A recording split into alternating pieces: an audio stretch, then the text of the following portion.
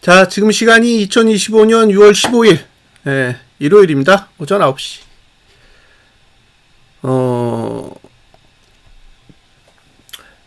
이란하고, 이스라엘, 이스라엘이 먼저 이란을 공습했죠. 장중에 공습했던 걸로 알고 있고, 그 덕에 이제 국내 증시가 금요일 날 좀 내렸습니다. 근데 야간 선물에는 올렸어요. 야간 선물에는 올렸습니다. 정작 이란이 이스라엘에 보복을 하면서 미국 증시는 내렸어요. 나스닥 100 지수도 내렸고 다우 지수도 내렸습니다. 그러니까 미국 증시 내린 거에 비해서는 야간 선물의 흐름이 조금 이상하긴 하죠. 자, 선물 먼저 보겠습니다.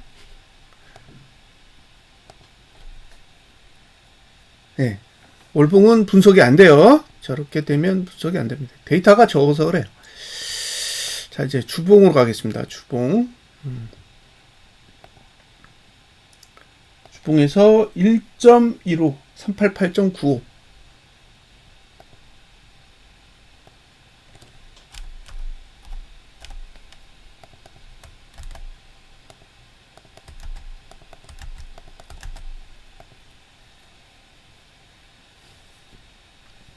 자, 보시면 그냥 공중에 떠 있어요. 지금 갭상승인데 이격볼밴도 벗어났거든요. 그러니까 이격볼밴 상단선이 위에 있는 게 아니라 아래에 있어요. 아래에 있기 때문에 계속 과열의 형태를 지니고 있습니다.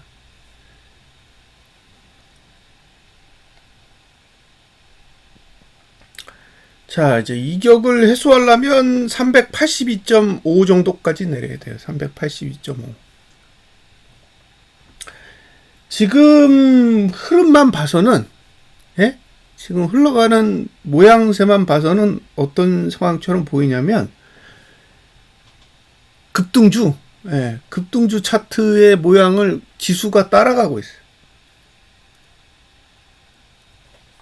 보통 지수에서는 거의 볼 수 없는 유형의 흐름입니다. 예를 들면 뭐 예전에 시젠, 코로나 때 시젠이나 2차 전지 한참 뜨거울 때 에코프로, 이런 종목들이 급등할 때의 흐름과 굉장히 흡사해요. 그러니까 지수가 그런 종목의 흐름을 추종하고 있는 상태입니다. 예전에도 반복해서 말씀드렸지만 이게 30년 동안 없었던 흐름이에요. 이런 식으로 움직인 적이 없다는 거죠. 30년 동안. 1995년도 이후에 코스피 200 지수 차트를 봤을 때는 이런 봉이 없어요. 이렇게 붕 떠서 움직이는 경우는 없습니다. 이게 고가만 안 넘는다 그러면 무너지는 차트예요. 고가만 안 넘으면. 그러니까 현재 만들어진 고가를 넘지 않는 구조라면 무너지는 형태입니다. 왜 갭상승을 했을까요? 지금 계속 고가 도전을 하는 거잖아요. 고가에 가깝게 시도를 하기 위한 일종의 행위라고 봐야죠. 아무것도 없습니다. 이거 저가 방어 못해요. 저가 방어할 수 있는 차트가 아니에요. 그렇다고 강한 상단선이 내려오냐? 아직은 내려오지 않습니다. 아마 내려오는 시점이 등가로 시작하면 화요일 정도 될 거예요.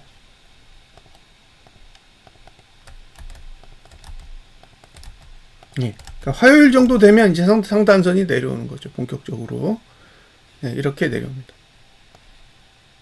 그러니까 이제 하락이 시작된다면 화요일 정도에 시작할 수 있는 구조를 가지고 있는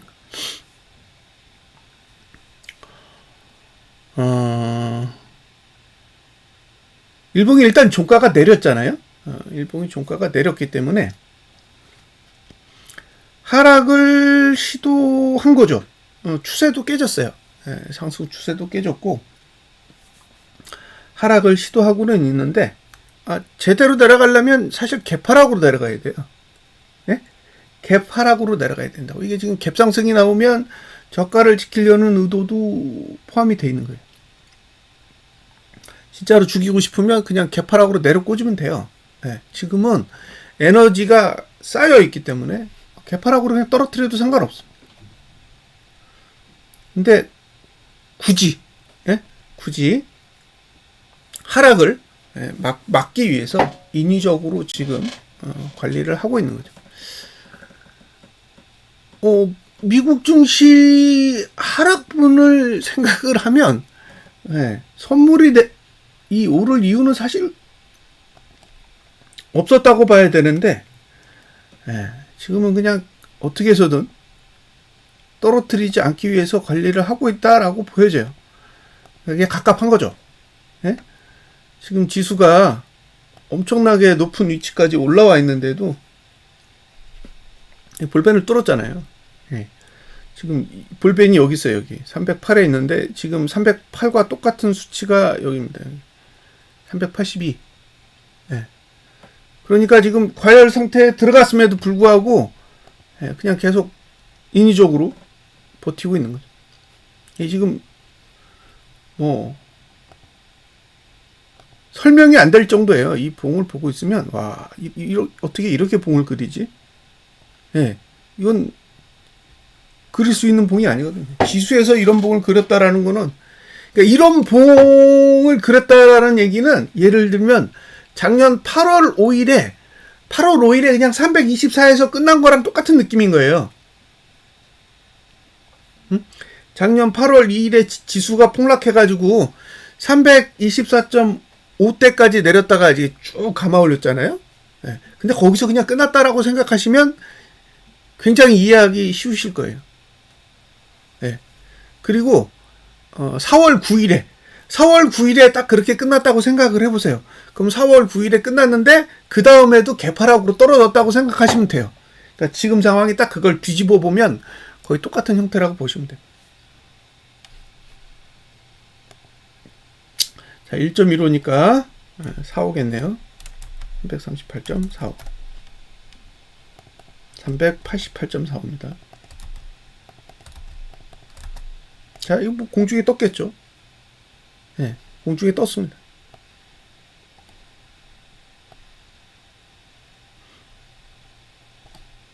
자, 여기가 볼벤이에요. 381.99니까 382 라인이에요. 382 라인. 이 정도까지는 내려와야 과열이 해소돼요.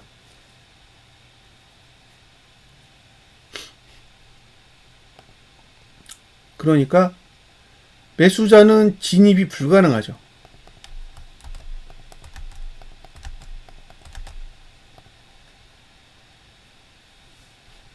추세는 깨졌어요.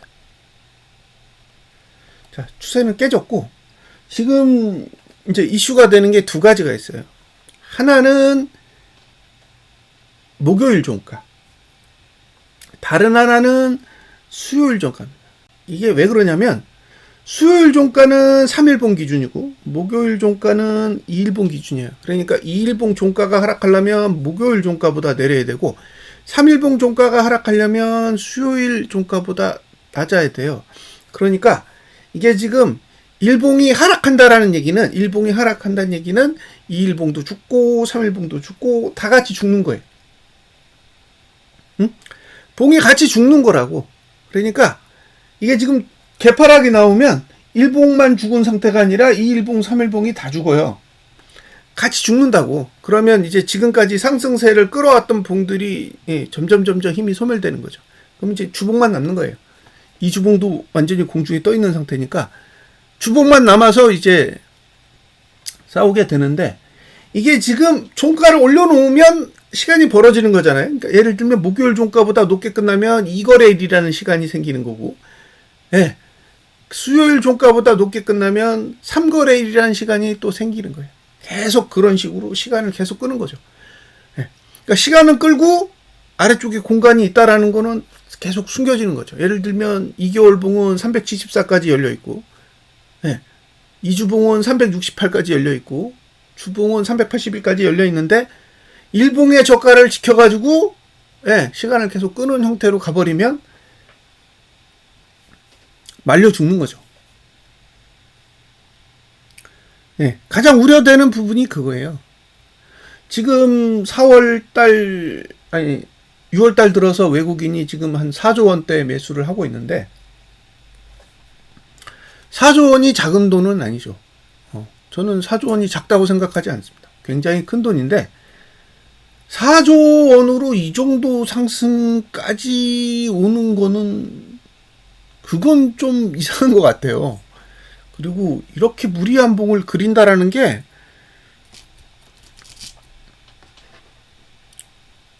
예, 상식의 범위를 넘어선 거죠. 왜 이렇게 하는지는 저는 모르겠습니다. 뭐 상법 개정 얘기도 있고, 뭐 신정부에 대한 뭐 부양 기대감도 있고 여러 가지 내용들을 이제 사람들을 통해서 듣는데, 그러니까 그 내용을 대선 전에는 모르고 대선 후에 알았다라는 게 더 이상한 거죠. 대선 전에는 대통령 당선을 알질 못해서 투자를 미뤘다가 당선이 되고 난 뒤에야 알고 투자를 했다라는 거는 제 기준에서는 비상식적입니다.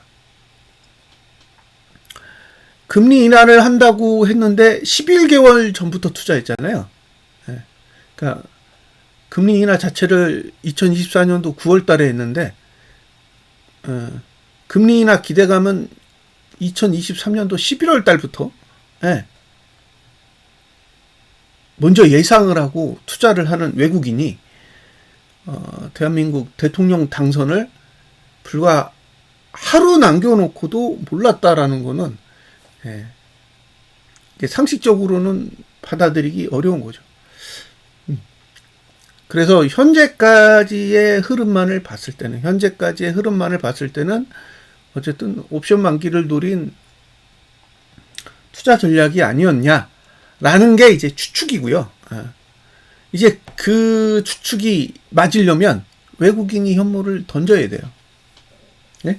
외국인이 현물을 던지고 개인한테 이제 현물이 넘어가면 진짜로 옵션 만기를 노리고 투자를 한 거였구나라고 어쨌든 생각을 해볼 수 있을 텐데 지금까지의 결과만 보면 중립이에요. 중립. 현재까지의 결과만 봤을 때는 중립적인 상태라는 거죠. 일단 개인은 매수세로 돌아섰기 때문에 약간은 이제 의심을 가질 수 있는 거죠. 진짜로 옵션 만기를 노리고 개인에게 현물 매도를 시킨 거구나라는 약간의 추정은 할 수 있는데 아직 외국인은 현물을 던지지 않잖아요. 외국인이 지금 매수에서 가장 중요한 역할을 하고 있는데 외국인이 현물을 던지지 않고 있다라는 거는 추가적인 의도가 숨겨져 있을 수도 있다라는 의심을 할 수도 있는 거죠. 다만 이런 봉의 형태가 30년 동안 없었다라는 거는 굉장히 이례적인 흐름처럼 보입니다.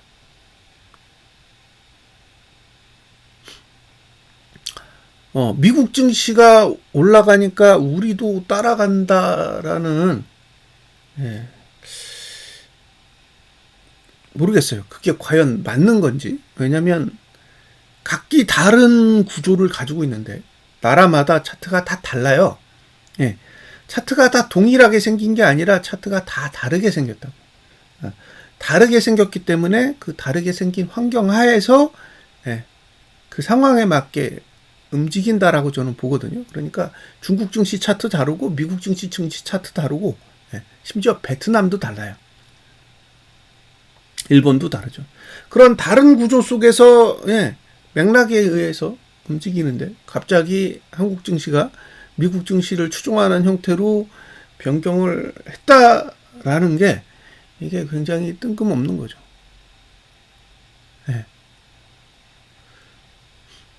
삼성전자는 인텔을 추종하잖아요. 지금 차트 잘 보시면 삼성전자랑 인텔이랑 굉장히 비슷해요. 반도체는 좋은데 안 가.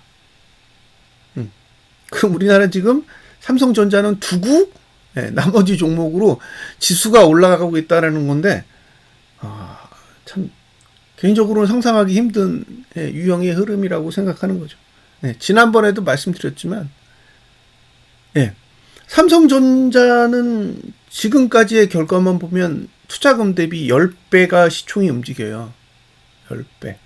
근데 다른 종목들은 투자금 대비 10배가 아니라 20배에서 30배 정도 움직이는 그런 상황이라는 거죠. 그러니까 투자금은 줄어들고 시총은 뻥튀기가 되는 거죠.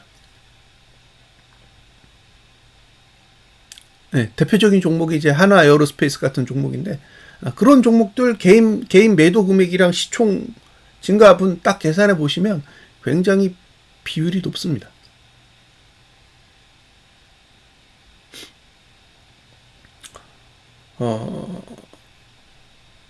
금요일에 어쨌든 이란이 공습하면서 보복을 했죠.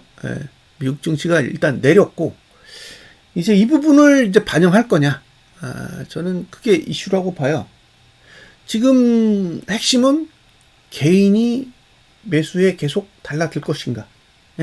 개인이 계속 매수에 달라들 것인가? 그 다음은 외국인이 현물을 던질 것인가? 외국인이 현물을 던지게 되면 어쨌든 상승에는 굉장히 부정적으로 작용하겠죠. 외국인이 현물을 던지면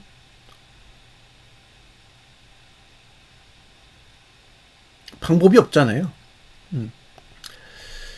미국 증시 중에 한번 살펴볼게요. 다우는 1.79% 내렸고 나스닥 100은 1.29% 내렸고 그 다음에 S&P는 1.13% 내렸고 필라델피아 반도체 지수가 2.61% 내렸어요. 그러면 지금 반도체도 내리고 그 다음에 나스닥 100도 내렸어요. 거의 한 300% 가까이 내렸으니까 어쨌든 야간 선물의 상승이 약간은 의외예요. 의외. 그래서 종가로 어쨌든 분석을 올리지만 시가는 변경 여지가 있다라는 거고요. 저는 개파락이 나오면 거의 하락 쪽으로 무게가 실릴 거라고 봐요. 개파락이 나오면. 근데 갭상승이 나오면 모르겠어요. 갭상승이 나오면 이게 지금 다분히 다른 의도도 가져갈 수 있기 때문에 갭상승이 나오면 좀 골치 아픈 상황이 올 수도 있겠다라는 생각이 들기도 해요. 그래서 일단 하락하려면 개파락이 꼭 나와야 된다라는 거 감안을 해 주셨으면 좋겠습니다.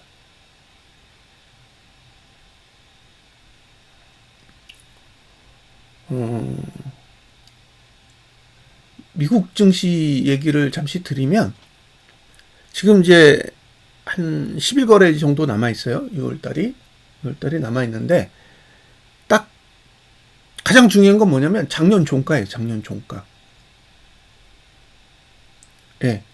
작년 종가가 엄청나게 중요합니다.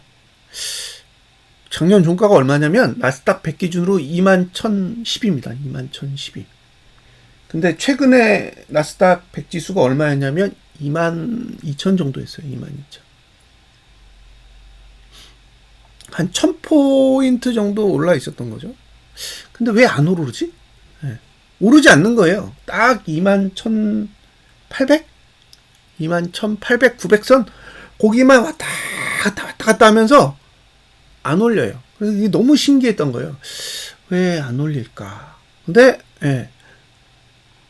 금요일 상황을 딱 보면서, 이란과 이스라엘의 상황을 이미 다 월간은 공유를 하고 있었고, 그걸 알고 있었기 때문에, 그대로 기다렸던 거죠. 자, 이제 282포인트가 내리면서 21,631이 됐고, 작년 종가 대비 600포 상승입니다. 600포밖에 안 돼요.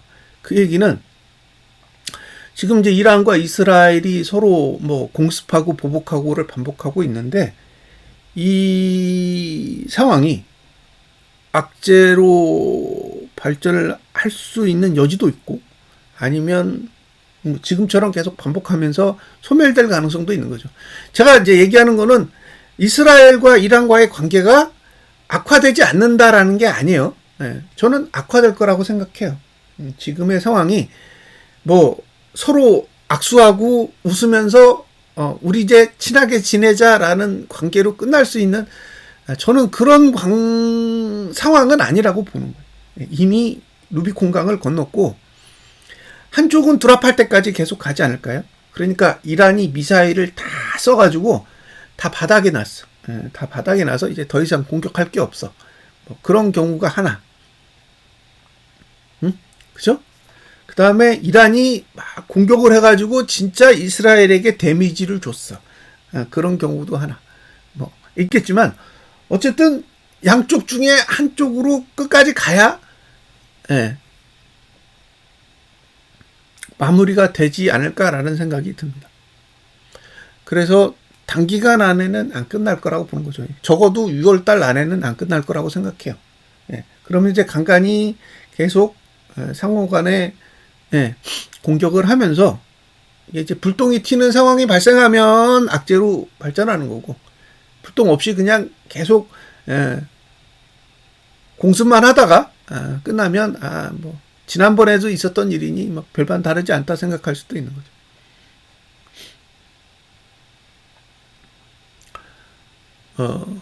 저는 뭐 이스라엘이 잘했다, 이란이 잘했다, 뭐 이런 가치 평가는 없습니다.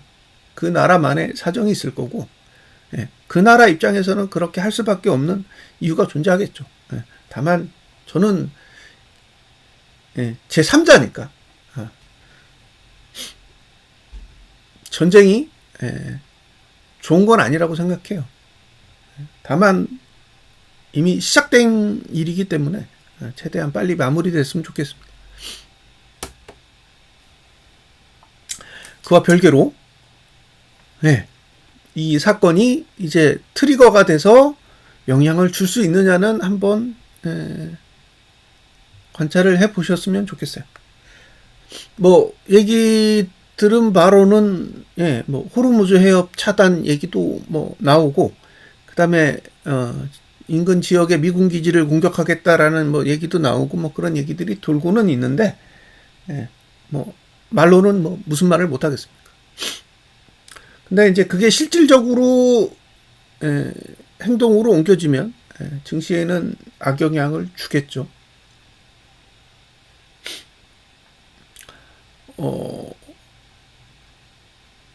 제가 약간 의심하는 건 뭐냐면 그러면 나스닥 100지수가 거의 한 달 가까이 고점에서 횡보를 했는데 횡보를 하면서 판 건지 횡보를 하면서 산 건지 그걸 모르겠어요.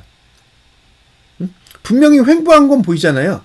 나스닥 100지수가 거의 고점에서 한 달 가까이 횡보를 했어요. 변동폭이 1000%도 안 되는 그 공간 안에서 계속 횡보를 했는데 그 횡보의 의도가 뭐냐? 그게 솔직히 궁금합니다. 제 입장에선 그게 궁금해요.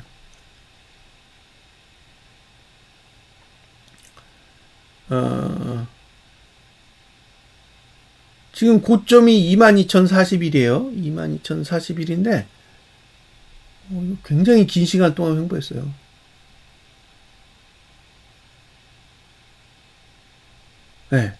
거의 한 500포 사이를 한 달 가까이 횡보를 했습니다. 그래서 이 횡보 기간에 분할 매도를 한 거면 이 횡보 기간에 분할 매도를 한 거면 어쨌든 악재로서의 그 조건은 어느 정도는 가지고 있다라고 생각할 수도 있는 부분인 거죠.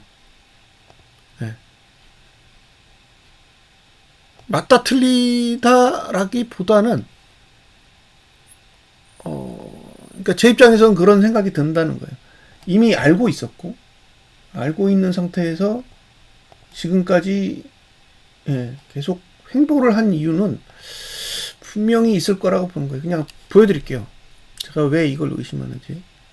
자, 급등이 멈춘 자리가 어디냐면 여기에요. 여기서부터 200이잖아요. 21,200부터 예, 지금 이게 몇 거래인지 보세요. 하나, 둘, 셋, 넷, 다섯, 여섯, 여덟, 아홉, 열, 열하나, 열둘, 열세, 열네, 열다섯, 열여섯, 일곱, 열여덟, 열아홉, 스물. 그죠? 20거래일 동안 800포 안에서 움직였다고요. 이 800포. 한 달 동안 800포 안에서 움직였다라는 게 이게 너무 특이한 거예요.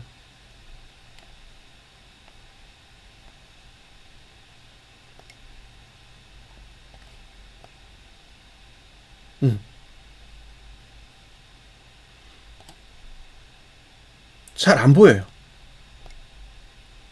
예? 이렇게 긴 시간을 횡보한 게 잘 안 보인다. 그래서 약간은 의심을 하는 거죠. 약간은. 예. 약간은 의심스러운 눈초리로 보는 거예요.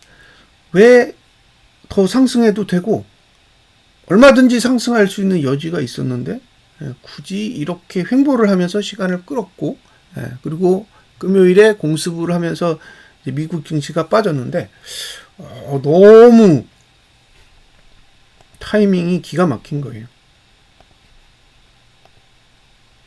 그렇죠? 여기도 쭉 횡보하잖아요. 네, 보이세요? 이 고점 횡보가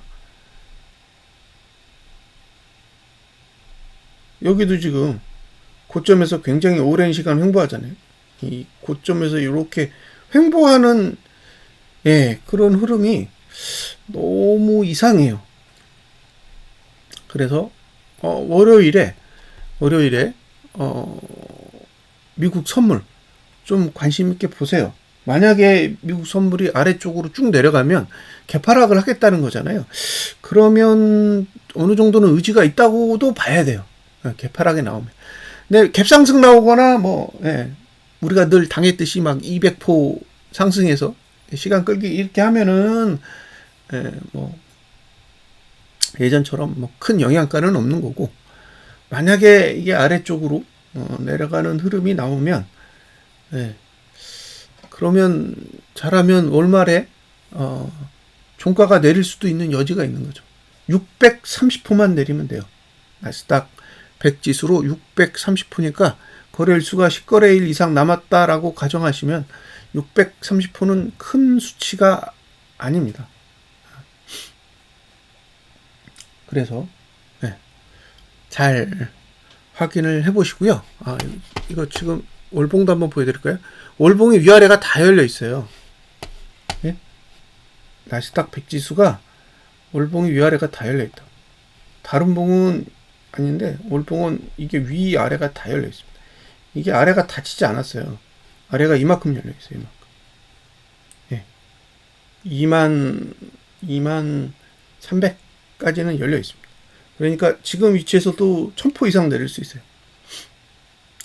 지금 위치에서도 얼마든지 1000포 이상 내릴 수 있는 공간이 나온다고. 그래서 지금이 악재냐 호재냐, 지금 이 이란과 이스라엘의 문제가 정말 단순한 해프닝이냐, 그 부분은 10거래일 동안 잘 확인해 보셨으면 좋겠습니다. 그러니까 저는 아직은 중립이에요. 중립이라고. 이게 엄청난 악재다라고 아직은 주장하기가 어려워. 이게 악재면 미국 증시가 한 500포 이상 빠져야 돼요. 500포 이상 하루에 훅 떨어지는 정도의 흐름이 나와야 이게 지금 악재로서 작용을 할 수도 있겠구나라는 생각을 하는 거지. 지금처럼 200포, 300포 사이에서 왔다 갔다 하는 거는 이건 수도 없이 이런 짓들은 반복해 왔기 때문에 아직까지 그 정도 수치를 가지고 신뢰하기는 어렵다고 보여집니다. 그리고 우리나라 증시도 지금 핵심이 개인 매도예요. 한국 증시 좋다라고 얘기하는 그 이면에는 개인의 현물 매도가 계속 작동하고 있기 때문에 개인이 현물을 매수하는 순간 무너지는 거죠. 금요일 날 증명했잖아요. 금요일 날 개인이 현물 매수 딱 해주니까 지수 쭉 빠지잖아요. 근데 아직 5천억대밖에 안 샀기 때문에 이거는 안 돼요. 조단위가 나와야 돼요. 조단. 그래서 지금 지수 3,000, 3,500 이런 얘기들이 많이 오가는데 이게 말만 오가고 매수를 안 하니, 예, 그게 더 문제예요. 지수가 3,000 가고 3,500 갈 거라 그러면 빨리빨리 투자를 해가지고 개인 매수가 빨리빨리 달라들어야 지수가 원활하게 내릴 텐데, 말은 열심히 하는데 증시에는 돈이 들어오지 않고 있기 때문에 하락을 못하는 거죠. 뭐 금요일, 토요일, 뭐 오늘 일요일인데 아직까지의 상황만 봐서는 뭐 별다른 이슈는 없는 것 같아요.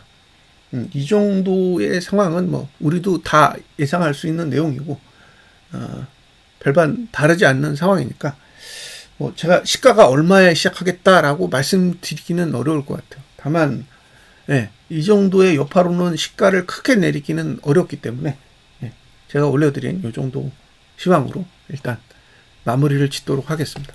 감사합니다.